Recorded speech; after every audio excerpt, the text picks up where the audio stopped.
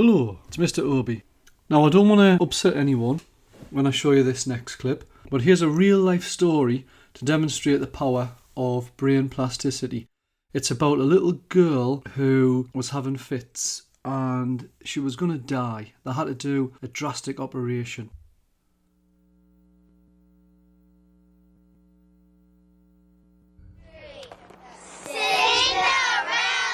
We are beginning to harness the brain's incredible ability to invent itself, then reinvent itself throughout life. This girl is a testament to the amazing resilience of the human brain. Young Jody Miller leads an idyllic life as a 9-year-old girl.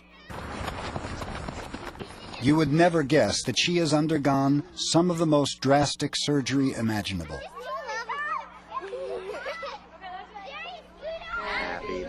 Jody's first 3 years were textbook normal. Happy birthday, dear Jody. Then, about 6 weeks after her 3rd birthday, a storm of epileptic seizures took control of her brain.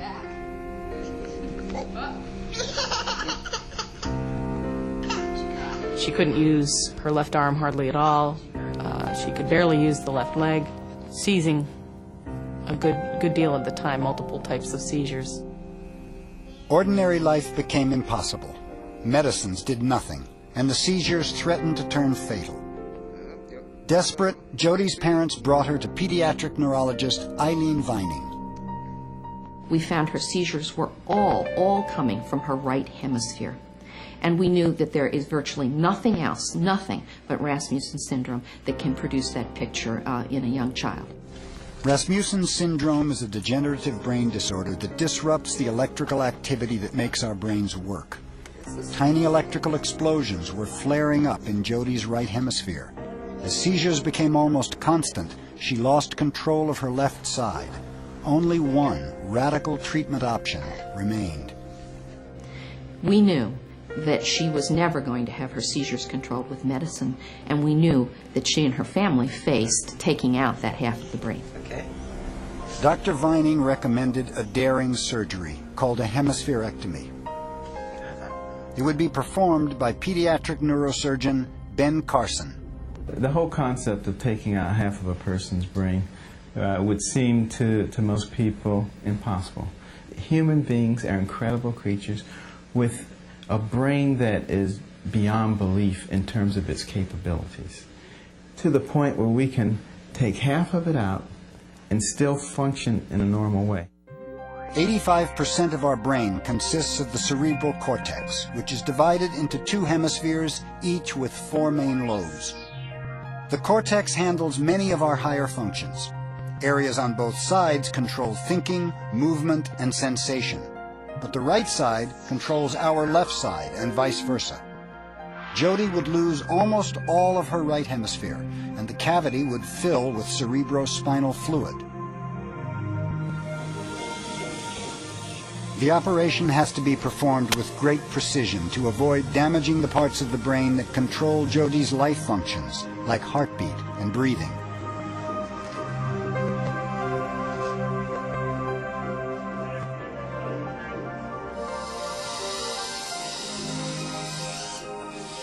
The surgery went flawlessly.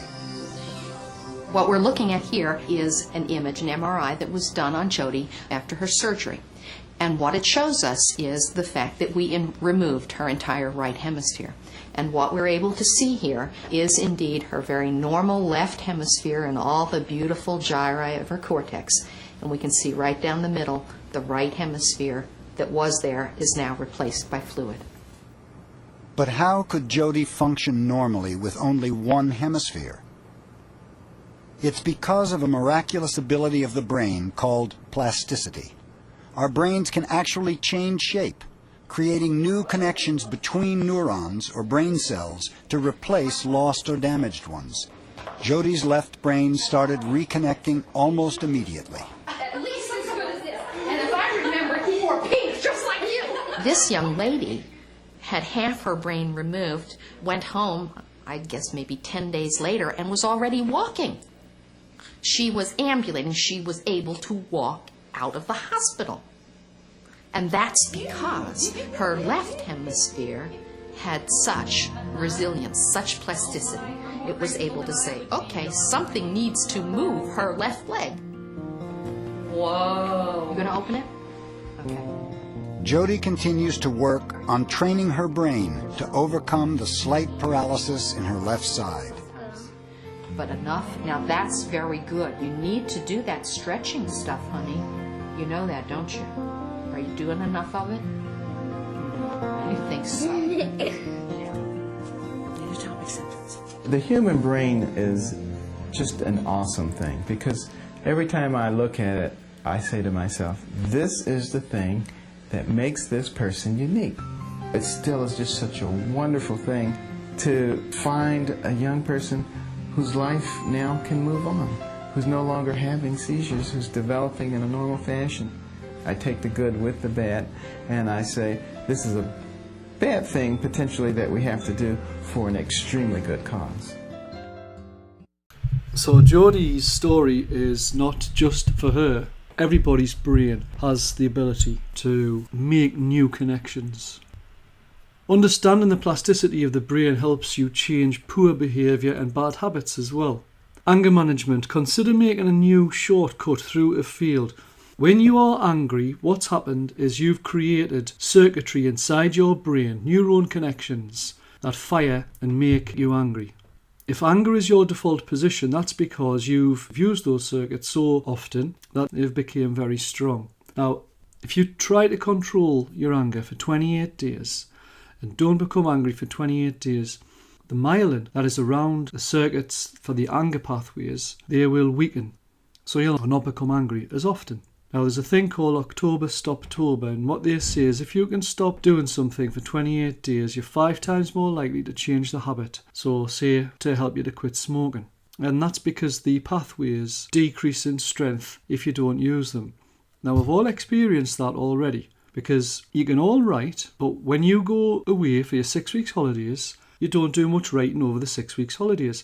Now, all the neuron pathways that are responsible for the fine motor skills that you've got that allow you to move your hand in such a way that you can write words when you're holding a pen, if you don't use those circuits, then the myelin starts to disintegrate. And then when you do eventually start to write again, when you come back to school in September, it feels very funny. And that's because the neuron circuits inside your brain have weakened. But don't worry, as soon as you start using the circuits again, your glial cells start producing myelin, and the myelin starts to reinforce the circuits, and you start to be able to write properly again. Not so long ago, many scientists believed that the brain did not change after childhood, that it was hardwired and fixed by the time we became adults. But recent advances in only the last decade now tell us that this is simply not true. The brain can and does change throughout our lives. It is adaptable, like plastic. Hence, neuroscientists call this neuroplasticity. How does neuroplasticity work? If you think of your brain as a dynamic, connected power grid, there are billions of pathways or roads lighting up every time you think, feel, or do something.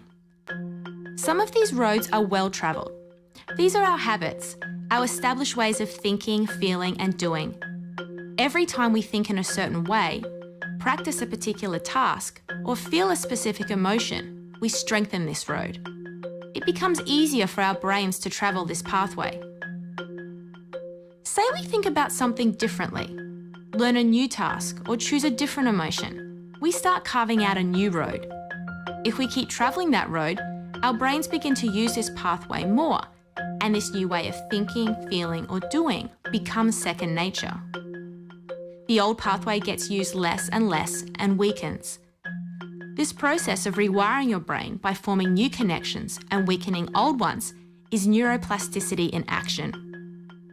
The good news is that we all have the ability to learn and change by rewiring our brains. If you have ever changed a bad habit or thought about something differently, you have carved a new pathway in your brain and experienced neuroplasticity firsthand. With repeated and directed attention towards your desired change, you can rewire your brain.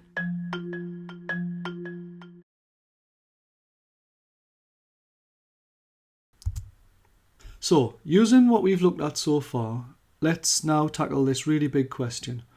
Are champions born or are they made? Let's consider the case of Cristiano Ronaldo. Unfortunately, you're going to have to wait for part 4 to discover what science has to say about whether champions are born or made.